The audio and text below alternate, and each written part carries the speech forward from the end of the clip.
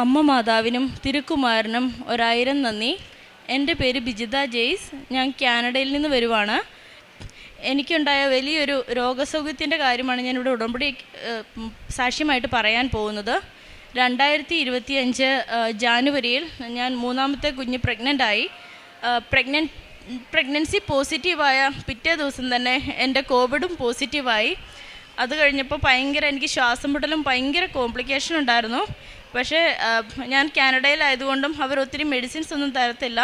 അപ്പോൾ മാതാവിൻ്റെ ഉടമ്പടി തൈലവും മാതാവിൻ്റെ ഉപ്പും ഉപയോഗിക്കുമായിരുന്നു ഞാൻ. അത് കോംപ്ലിക്കേഷനെ മറികടന്ന് ഞാൻ സ്മൂത്തായിട്ട് പ്രഗ്നൻസി മുന്നോട്ട് പോയി. 6 മാസം ആയപ്പോഴത്തേക്കിനും നോർമൽ റെഗുലർ ചെക്കപ്പിന് വേണ്ടി ഞാൻ സ്കാനിങ്ങിന് പോയി. അൾട്രാസൗണ്ട് ചെയ്തപ്പം ഡോക്ടർ പറഞ്ഞു എൻ്റെ സെർവിക്സ് ഓൾമോസ്റ്റ് ഓപ്പണായി. 0.4 മുതൽ 0.6 മില്ലിമീറ്ററേ ഇനി ഓപ്പൺ ആകാനുള്ളൂ. ഏത് സമയത്തും കൊച്ച് ഔട്ടാവും.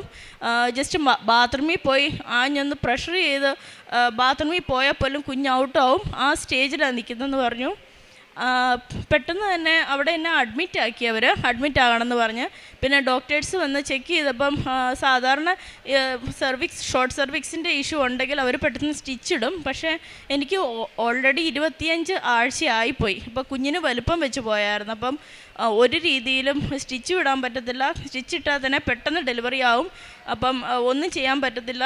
എപ്പോൾ വേണേലും കുഞ്ഞ് ഔട്ടാവും. നിങ്ങൾ പ്രാർത്ഥിച്ചോ കുഞ്ഞ് മുന്നോട്ട് ഒരു 28 ആഴ്ച 7 മാസം ഒന്ന് കംപ്ലീറ്റ് ആകാൻ പ്രാർത്ഥിക്കാൻ പറഞ്ഞ് ഞങ്ങൾ അഡ്മിറ്റായി. അപ്പോഴും ഞാൻ മാതാവിൻ്റെ വിശുദ്ധ തൈലം തേച്ച് വയറിൽ തേച്ച് പ്രാർത്ഥിക്കുമായിരുന്നു. പക്ഷേ എനിക്ക് ഉറപ്പായിരുന്നു ഒന്നും സംഭവിക്കാൻ പോകുന്നില്ലെന്ന്. അത് കഴിഞ്ഞ് പിന്നെ ആ പ്രഗ്നൻസിയിൽ മുന്നോട്ടിങ്ങനെ പോയി. ഒരു കുഴപ്പമില്ല. 9 മാസം വരെ കുഞ്ഞിന് 3 kg വരെയായി. അപ്പോൾ ഡോക്ടർ പിന്നെ അൾട്രാസൗണ്ടിന് വിളിച്ചപ്പം ആ 0.6 മില്ലിമീറ്റർ ആ 0.6 മില്ലിമീറ്റർ തന്നെ നിൽക്കുക. അത് ഒരു 0.5 പോലും ആയിട്ടില്ല. അപ്പോൾ അത് ഡോക്ടർ പറഞ്ഞു, എന്നെ അൾട്രാസൗണ്ട് ചെയ്ത വേറൊരു ഡോക്ടർ പറഞ്ഞു, അയ്യോ എനിക്ക് തന്നെ ഭയങ്കര ഇതെങ്ങനെ സംഭവിക്കുന്നത്, ഇതൊക്കെ ഞങ്ങൾ ഇതുവരെ ഇങ്ങനെ ഒരു പേഷ്യൻറ്റിനെ പോലും കണ്ടിട്ടില്ല. 0.6 മില്ലിമീറ്ററിന്ന് സാധാരണ കുറഞ്ഞ് കുഞ്ഞ് ഡെലിവറി ആയി ഔട്ടായി പോയതാണ്. അപ്പോൾ ഞാൻ ഓർത്ത് നിങ്ങളുടെ പണ്ടേ ഡെലിവറി ആയി 7-ാം മാസത്തിലേ ഔട്ടാവും, കുഞ്ഞ് പോയി ഡെലിവറി ആയി കാണുമെന്ന് ഓർത്തെന്ന് പറഞ്ഞ്.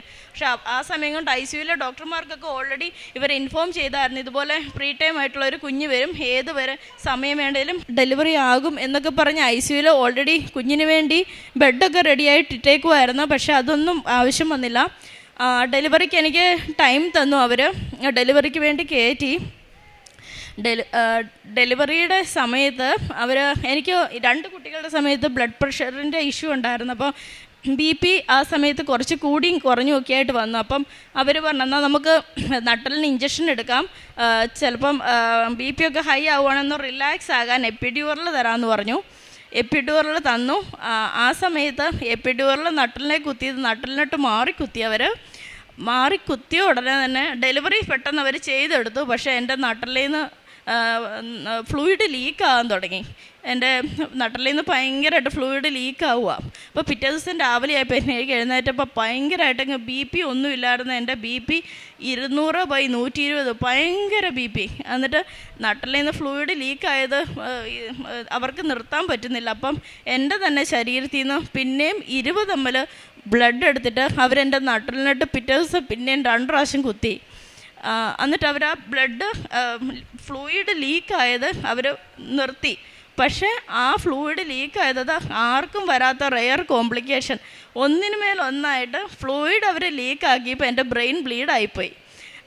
BP ഹൈ ആയിട്ട് ബ്രെയിൻ ബ്ലീഡ് ആകാൻ തുടങ്ങി. പക്ഷേ അന്നേരം ഒന്നും എനിക്കറിയത്തില്ല ബ്രെയിൻ ബ്ലീഡ് ആവുകയാണെന്നൊന്നും.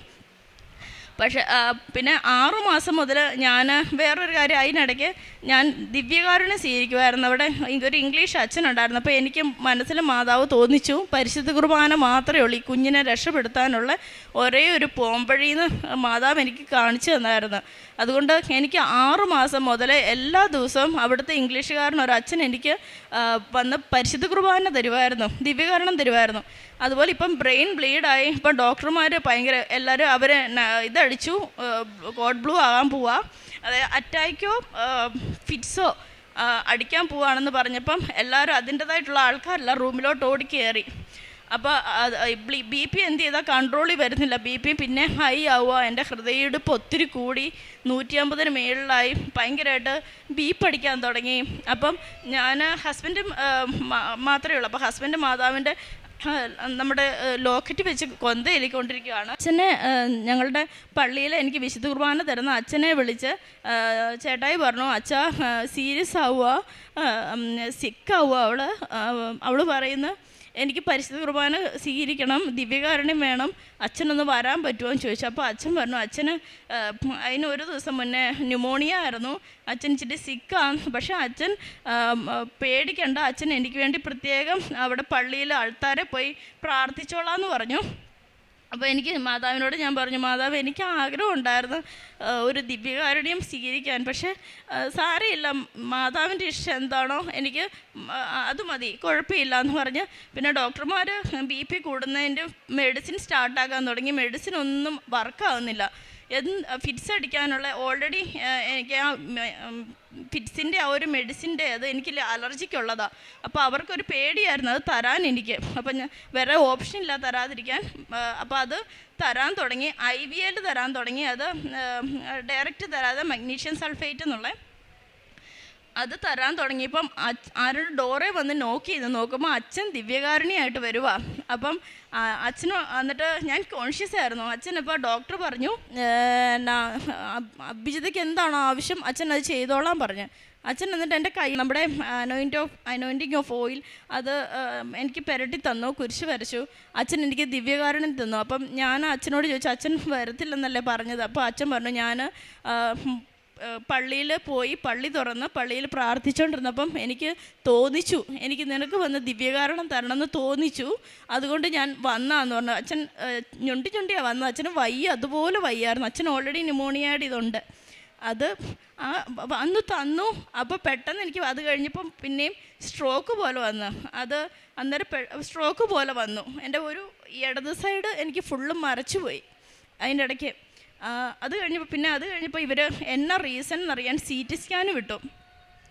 അപ്പോൾ CT സ്കാനകത്ത് അന്നേരമാണ് മനസ്സിലാകുന്നത് എനിക്ക് എപ്പിഡ്യൂറൽ തന്നപ്പോൾ സൈറ്റ് മാറി കുത്തി, സ്പൈനൽ ഫ്ലൂയിഡ് ലീക്കായി, BP ഹൈ ആയി, അതിൻ്റെ കോംപ്ലിക്കേഷൻ്റെ ഇടയ്ക്ക് എൻ്റെ ബ്രെയിൻ ബ്ലീഡ് ആയിക്കൊണ്ടിരിക്കുമായിരുന്നു എന്നുള്ളത് ആ CT സ്കാനകത്താണ് മനസ്സിലായത്.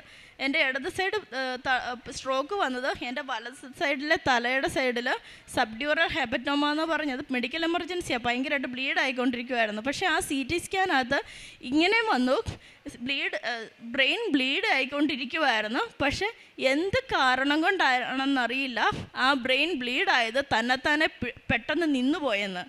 അപ്പോൾ എനിക്കത് മനസ്സിലായി. അത് ഡോക്ടർമാർക്കും അറിയത്തില്ല അത് എന്ത് കാരണം കൊണ്ട്. അത് മെഡിസിനോ എന്തെങ്കിലും ഇത് മെഡിക്കൽ പ്രൊഫഷൻ ആരെങ്കിലും ആണെങ്കിൽ അവർക്ക് മനസ്സിലാവും. സബ്ഡ്യൂറൽ ഹെമറ്റോമ എന്ന് പറഞ്ഞാൽ അത് പെട്ടെന്നൊന്നും അങ്ങനെ നിൽക്കത്തില്ല. അത് ഇതായിട്ട് ശക്തമായിട്ട് ബ്ലീഡ് ആകാൻ തുടങ്ങിയാൽ അത് ഓപ്പറേഷൻ ചെയ്ത് നമ്മളത് നിർത്തണം, തല തുറന്നുള്ള. അപ്പോൾ അത് എന്ത് കാരണം കൊണ്ടാണെന്ന് അറിയത്തില്ല, അൺനോൺ കോസ് അത് സ്റ്റോപ്പായി, ബ്ലീഡിങ് പെട്ടെന്ന് നിന്ന് പോയെന്ന് പറഞ്ഞ്. അത് കഴിഞ്ഞപ്പോൾ പിന്നെ പതുക്കെ പിന്നെ എന്നെ തിരിച്ച് കൊണ്ടുവന്നു. പിന്നെ മെഡിസിനൊക്കെ സ്റ്റാർട്ട് ചെയ്തു. പിന്നെ അതുവരെ എനിക്ക് ഒന്നും ഇതും എൻ്റെ ശരീരത്തിൽ ഏൽക്കുന്നില്ലായിരുന്നു. പക്ഷേ പെട്ടെന്ന് ദിവ്യകാരുണ്യം സ്വീകരിച്ച് ചേട്ടായി ആണെങ്കിൽ മാതാവിൻ്റെ തൈലം തേച്ച് നെറ്റിയിൽ കുരിശ് വരച്ച് പ്രാർത്ഥിച്ച് പെട്ടെന്ന് വൈറ്റൽസ് എല്ലാം എൻ്റെ BP ഇതെല്ലാം പതുക്കെ കൺട്രോളിലാകാൻ തുടങ്ങി. ഇപ്പോഴും എനിക്ക് ബ്ലഡ് പ്രഷറുണ്ട്, പക്ഷേ ഒത്തിരി എനിക്ക് വ്യത്യാസമുണ്ട്. പക്ഷേ ഞാൻ ഉറച്ച് വിശ്വസിക്കുന്നു ദിവ്യകാരുണ്യം എന്ന് പറയുന്നത് അത് ഭയങ്കര പവർഫുള്ളാണ്. അത് എനിക്ക് അനുഭവിക്കുമ്പോൾ എനിക്ക് മാതാവിനോട് ഞാനൊന്ന് പറഞ്ഞായിരുന്നു, മാതാവേ എനിക്കറിയാം നീ ഒന്നിന് മേൽ ഒന്നായിട്ട് എനിക്ക് കോംപ്ലിക്കേഷൻ തരുക. പക്ഷേ എനിക്കറിയാം എൻ്റെ ഈ സാക്ഷ്യത്തിലൂടെ എന്നെപ്പോലെ തന്നെ ഇങ്ങനെ വേദന അനുഭവിക്കുന്ന രോഗസൗഖ്യത്തിന് വേണ്ടി ഒത്തിരി കരഞ്ഞ് പ്രാർത്ഥിക്കുന്ന അനേകായിരം ആൾക്കാരുണ്ട്. ഞാനിപ്പോൾ ഇവിടെ നിൽക്കുന്ന എൻ്റെ ഒരു കഴിവുകൊണ്ടല്ല, പക്ഷെ അത് നിങ്ങൾക്ക് വേണ്ടി ദൈവം എന്നെ ഒരുക്കിയതാണ്. എൻ്റെ ഒരു അനുഭവത്തിലൂടെ എത്രയോ ആൾക്കാർ ഈ ഒരു അനുഗ്രഹം നേടണം. അതുകൊണ്ട് അത് ഞാൻ ഉറച്ചു വിശ്വസിക്കുന്നു. ഞാൻ ഇതുപോലെ കുഞ്ഞുങ്ങളോടും പറയാറുണ്ട്, എപ്പോഴും ഈ കുഞ്ഞുങ്ങളോടും പറയാറുണ്ട്, നമ്മൾ ബാങ്കിൽ ഡെപ്പോസിറ്റ് ഇടുമല്ലോ 10 രൂപ 20 രൂപ, അതുപോലെ നിങ്ങൾ സ്വർഗത്തിൽ ഒരു ബാങ്കുണ്ട്, കൃപാസനം ബാങ്ക്. അത് മാതാവിൻ്റെ സ്പെഷ്യൽ ബാങ്കാണ്, ഈശോയുടെയും. അപ്പം നിങ്ങൾ ചെറിയ ഇപ്പം മറ്റുള്ളവരെ സഹായിക്കുന്നതാകട്ടെ, എന്താണേലും ചിലപ്പോൾ ഒരു ചെറിയ ചിരി മതി, സ്മൈൽ മതി, അതൊരു ഡെപ്പോസിറ്റായിട്ട് സ്വർഗത്തിലെ ബാങ്കിലേക്ക് നമുക്ക് ഇതാകും, അക്യുമുലേറ്റ് ആവും, ഇത് അടിഞ്ഞുകൂടും, നമുക്കൊരു വലിയ എമൗണ്ട് ആവും. അപ്പം നമുക്ക് എന്തെങ്കിലും ഒരാവശ്യം വരുമ്പോൾ ഈശോ നോക്കും നമ്മുടെ സ്വർഗത്തിലെ ബാങ്കിൽ, കൃപാസനം ബാങ്കിൽ എന്തുമാത്രം ഡെപ്പോസിറ്റ് കിടപ്പുണ്ടെന്ന്. അപ്പം ദൈവത്തിന് ഒരിക്കലും, ഈശോയ്ക്ക് ഒരിക്കലും നമ്മളെ തള്ളിക്കളയാൻ പറ്റില്ല. ഞാൻ എപ്പോഴും പിള്ളേരോട് പറയും, അതൊരു എന്നാ പറയുന്നത്, കുഞ്ഞുങ്ങളാണേലും അവരിപ്പോഴേ അവർക്കതുകൊണ്ട് മാതാവിനോടുള്ളൊരു പ്രത്യേക ഒരു പ്രാർത്ഥനയും എല്ലാം ഉണ്ട് ഇപ്പോഴും. പിന്നെ കുഞ്ഞിൻ്റെ, ഞാനപ്പോൾ 6 മാസമായപ്പം ഞാൻ മാതാവിനോട് പ്രാർത്ഥിച്ചായിരുന്നു, മാതാവ് ഈ കുഞ്ഞിനെ എനിക്ക് തരും, എനിക്കറിയാം, അപ്പോൾ ഈ കുഞ്ഞിനെ ഒരു കുഴപ്പവും കൂടാതെ തരും, എനിക്കറിയാം. ആ കുഞ്ഞിന് ഞാൻ നിൻ്റെ പേരിടും. കുഞ്ഞിൻ്റെ പേര് മെരിയൽ ജെയ്സ്. മെരിയൽ ഫ്രഞ്ചിൽ മെരിയലിൻ്റെ അർത്ഥം പരിശുദ്ധ മറിയം എന്നാണ്. കുഞ്ഞിൻ്റെ മാമുദിസ പേര് ഞാൻ മറിയം എന്നാണ് ഞങ്ങൾ ഇട്ടേക്കുന്നത്. മാതാവിൻ്റെ പേര് കുഞ്ഞിൻ്റെ മാമുദിസ പേരായിട്ട് ഞങ്ങളിട്ടു. ഇത്രയും വലിയ ഒത്തിരി അനുഗ്രഹങ്ങൾ ഇനിയുണ്ട് എനിക്ക് പറയാൻ, പക്ഷേ സ്റ്റേജിൽ അത് പറയാനുള്ള സമയമില്ല. അതുപോലെ അനുഗ്രഹങ്ങളുണ്ട് ഒത്തിരി. ഇത്രയും ദൈവം നടത്തി തന്ന ദൈവമാതാവിനും ഈശോയ്ക്കും 1000 നന്ദി. ഏഷ്യാ പ്രവാചകൻ്റെ പുസ്തകം 41-ാം അധ്യായം 10 മുതലുള്ള വാക്യങ്ങൾ. ഭയപ്പെടേണ്ട, ഞാൻ നിന്നോട് കൂടെയുണ്ട്. സംഭ്രമിക്കേണ്ട, ഞാനാണ് നിൻ്റെ ദൈവം. ഞാൻ നിന്നെ ശക്തിപ്പെടുത്തുകയും സഹായിക്കുകയും ചെയ്യും. എൻ്റെ വിജയകരമായ വലത്ത് കൈകൊണ്ട് ഞാൻ നിന്നെ താങ്ങി നിർത്തും. പരിശുദ്ധ അമ്മയുടെ പ്രത്യക്ഷീകരണ സാക്ഷിയായിട്ട് ഡിജിത ജെയ്സ് കാനഡ തൻ്റെ അനുഭവ സാക്ഷ്യം നമുക്ക് മുമ്പിൽ പങ്കുവെക്കുകയായിരുന്നു. ഡിജിതയുടെ സാക്ഷ്യത്തിൽ നിന്ന് നമുക്ക് മനസ്സിലാക്കാട്ട് സാധിക്കുക, വലിയൊരു രോഗസൗഖ്യം നൽകിയാണ് പരിശുദ്ധ അമ്മ ഈ കുടുംബത്തെയും ഈ മകളെയും അനുഗ്രഹിച്ചത്. കാരണം പ്രഗ്നൻസി സംബന്ധമായിട്ട് ഹോസ്പിറ്റലാകുകയും അതിനെ തുടർന്നുകൊണ്ടുള്ള നിരവധിയായ കോംപ്ലിക്കേഷനിൽ കടന്നു പോവുകയും ചെയ്യുമ്പോൾ അത് പൂർണ്ണമായിട്ടുള്ള ഒരു പരിശുദ്ധ ഇടപെടൽ ഈ മകളുടെ ജീവിതത്തിൽ നമുക്ക് കാണുവാനായിട്ട് സാധിക്കുകയും ചെയ്യുന്നുണ്ട്.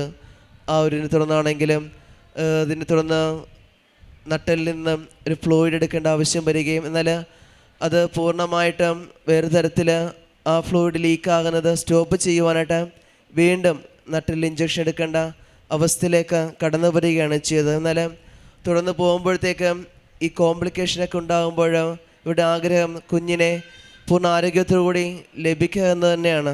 പക്ഷേ തുടർന്ന് പോകുമ്പോഴത്തേക്ക് കാണാനായിട്ട് സാധിക്കുക ഒരു വലിയ റിക്കവറി ഉണ്ടാകുന്നതും സ്കാനിങ്ങിലൂടെയൊക്കെ മനസ്സിലാക്കാനൊക്കെ സാധിക്കുകയും ചെയ്യുന്നത് തനിക്കുണ്ടായ ബ്രെയിൻ ബ്ലീഡ് അത് പൂർണ്ണമായിട്ടും പരിശുദ്ധ അമ്മ ഇടപെടലിലൂടെ പൂർണ്ണമായൊരു രോഗസൗഖ്യമായിട്ട് നൽകുകയാണ് ചെയ്തത്. കാരണം തനിക്ക് സ്ട്രോക്ക് സംബന്ധമായിട്ടാണെങ്കിലും BP ആണെങ്കിലും അത് പല ലെവലിലായിട്ടത് പൂർണ്ണമായിട്ടും അത് താഴ്ത്തിക്കൊണ്ട് പോവുകയാണ് ചെയ്തുകൊണ്ടിരുന്നത്.